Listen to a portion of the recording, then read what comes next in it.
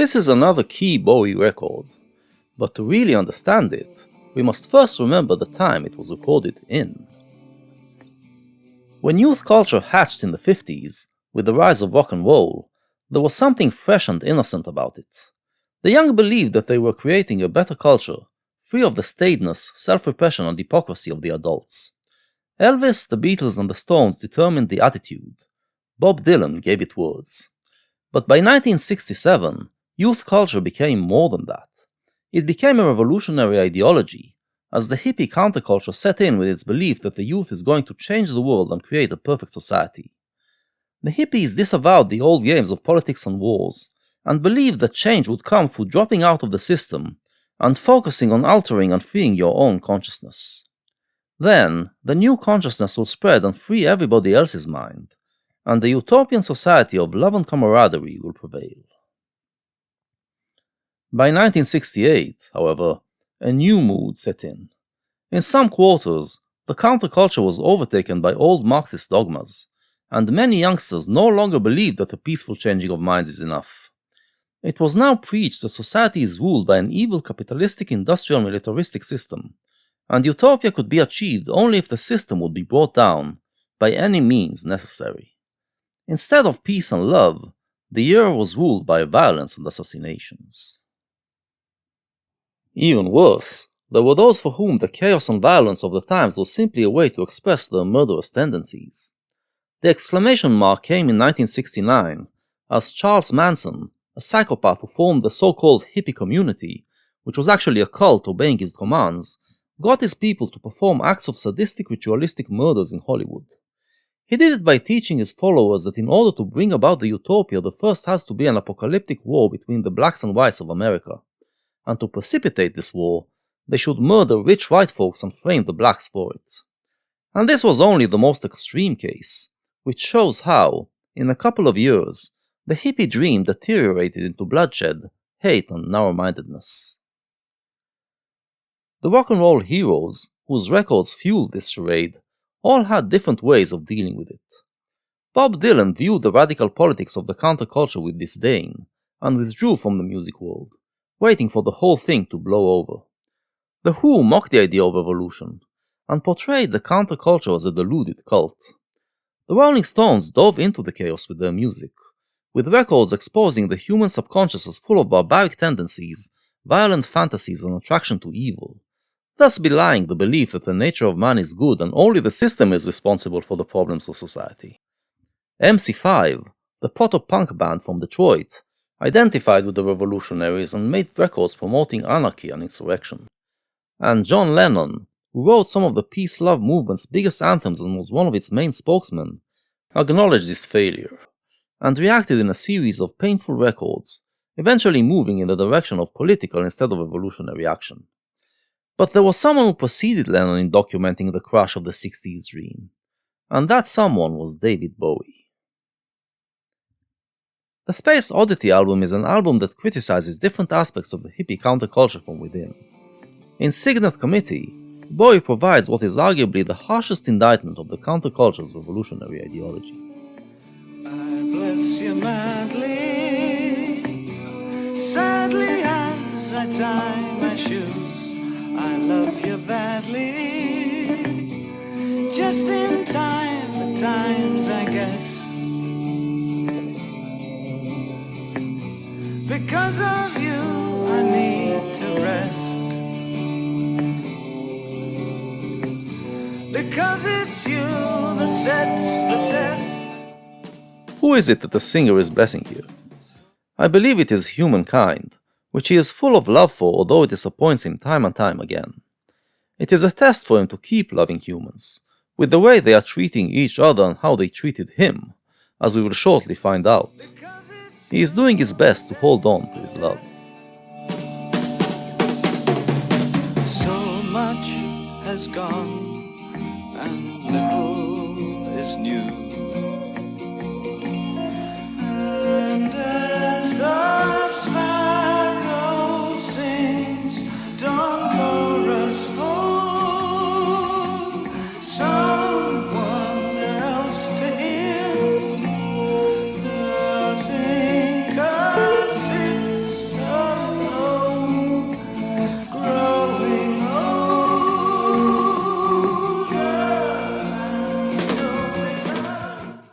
The protagonist is a philosopher who believes in lofty ideals of humanism and enlightenment. We are in the midst of a revolution he supported, and a lot of things have gone down already, but he realizes that very little changed for the better as a result. He was hoping for a new morning to dawn on the human race, but the morning that came is not what he craved. The sparrow is singing to mark this dawn, but the thinker doesn't hear him. He is entangled in his dark thoughts. I gave them life, I gave them all. They drained my very soul dry. I crushed my heart to ease their pains. No thought for me remains there. Nothing can they spare. What of me? Who praise their efforts to be free? Words of strength and care and sympathy. I opened doors that would have blocked their way. I braved their cause to guide for little faith.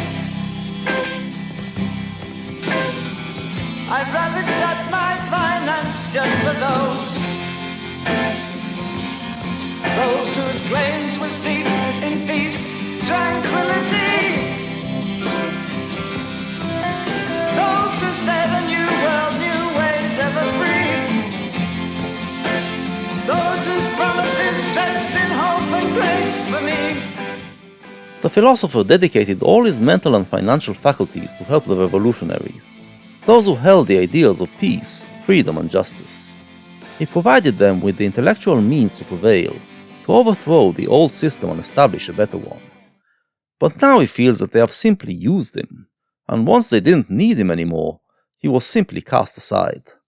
He thought they will bring about a utopian world based on his ideals, but now he realizes that these ideals were only a means to an end, a way for them to come to power. So it seems that the thinker's discontent is mainly a personal one. He feels that he was used and abused by the revolutionaries. However, this is only the tip of the iceberg. He starts again from the top and tells an even darker story. I bless you madly, sadly as I tie my shoes.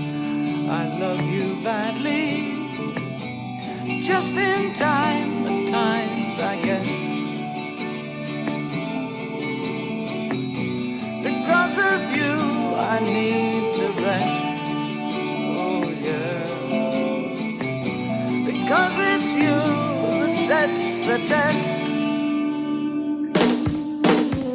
So much has gone and little is new.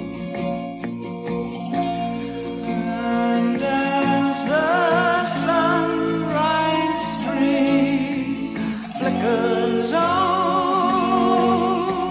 me, my friends talk of a glory untold dream where all is gone and God is just a word. He now turns to talk about the revolutionaries themselves, his friends. It's noteworthy that the you that he blesses appears capitalized here, unlike the you of the first verse.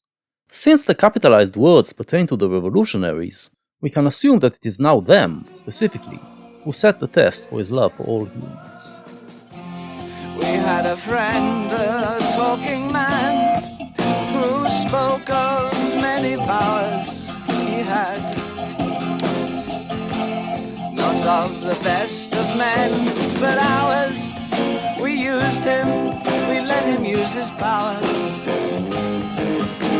We let him fill our needs, now we are strong.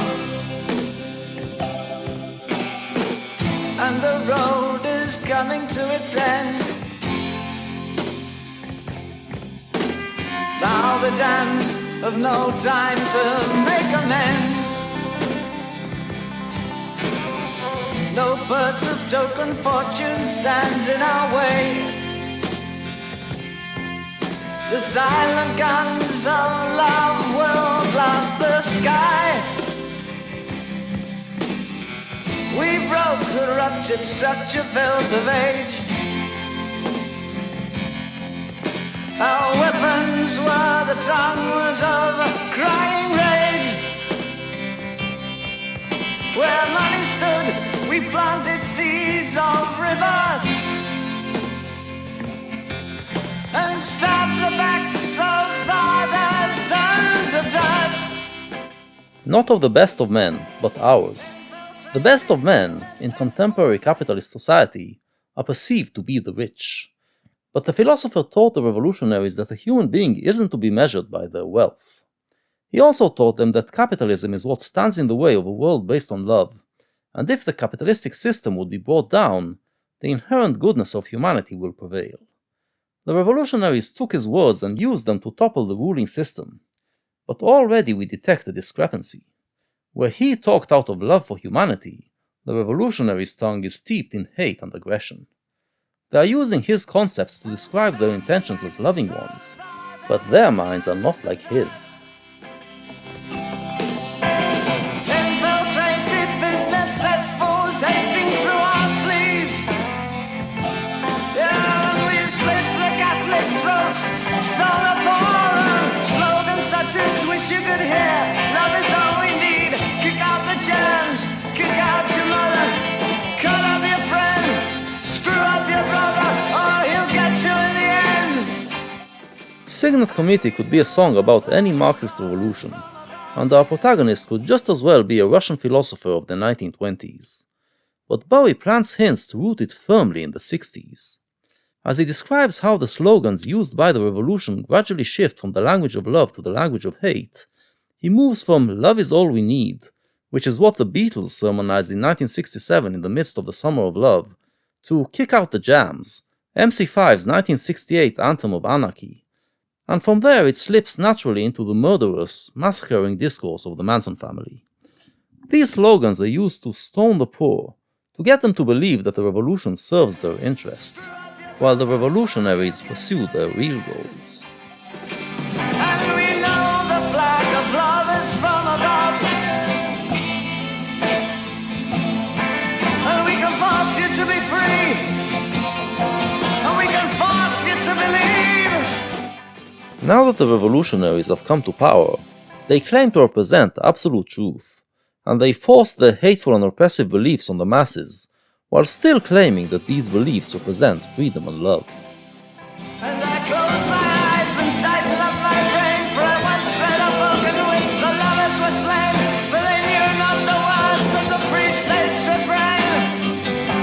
It said, I believe in the power of good, I believe in the state of love, I will fight for the right to be right, I will kill for the good of the fight for the right to be right.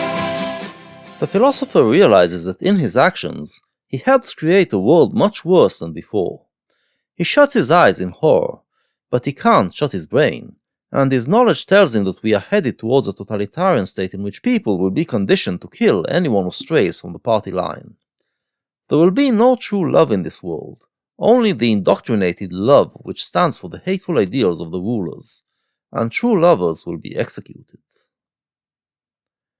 So he cannot shut his eyes, because the images he sees are even worse. He opens them again. Can he find a glimmer of hope in the reality around him, to show him that maybe this ending he dreads will not transpire? And I open my eyes to look around, and I see a child laid slain on the ground.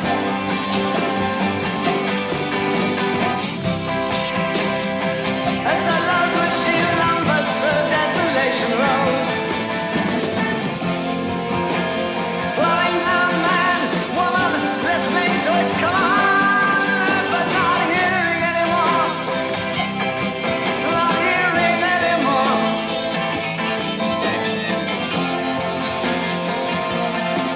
Just the shrieks for the outrage. The fate he fears is already in motion. The revolutionary movement, still pretending to be a love machine, is already killing and enslaving people. He can detect no signs of hope. The only thing he can hear are the shrieks from the old rich, those people he used to blame for all the world's woes, which are now being tortured by the ruling regime in the name of love and freedom. Bowie also takes the opportunity to invoke another 60s hero, as he refers to Bob Dylan's Desolation Row. We are not dealing with some imaginary fable here. Bowie is expressing an imminent fear that his generation might be responsible for leading the world to catastrophe.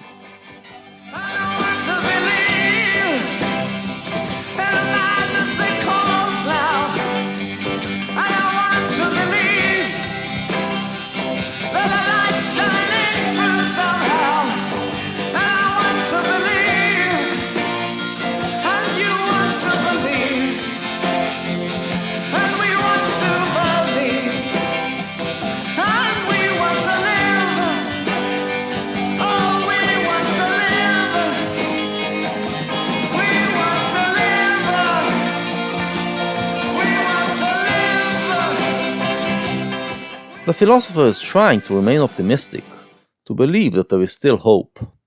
He still believes that the nature of humans is good, and that they want to believe in his enlightened ideals.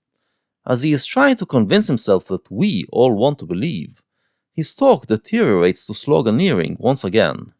But then, he finds something even more primal than the need to believe: the will to live. As long as his life was secure, he took it for granted, and busied himself with utopian fantasies. But now that his existence is in danger, he discovers the value of life. From the universal "we want to live," he moves to a personal "I want to live," feeling the lust for life surging through him, and with every time he repeats it, the word "live" becomes more emphasized, more full of joy, until it becomes the only word he utters, the only word that matters. The record ends as a kind of a bolero, expressing and celebrating the joy of existence.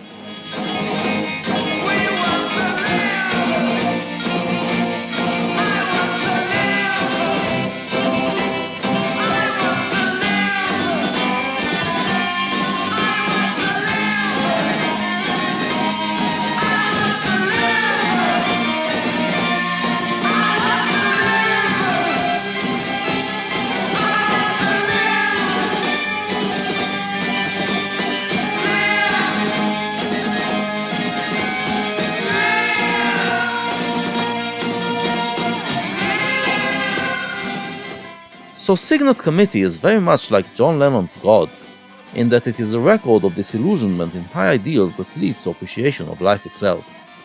The difference is that while Lennon is telling his own story, Bowie is being theatrical. But through the theater, real emotions come through, and we sense that Bowie was part of the 60s dream and experienced the pain of its shattering. And the lessons learned from it would accompany Bowie throughout the following decade. Despite what his thinker says in the end, Bowie knew that it isn't enough just to live, and that humans need to believe in something, to give direction and meaning to their life. The question is how to believe in something that can change the world for the good, while preventing it from turning sour and doing the opposite. The answers will come in Bowie's subsequent albums.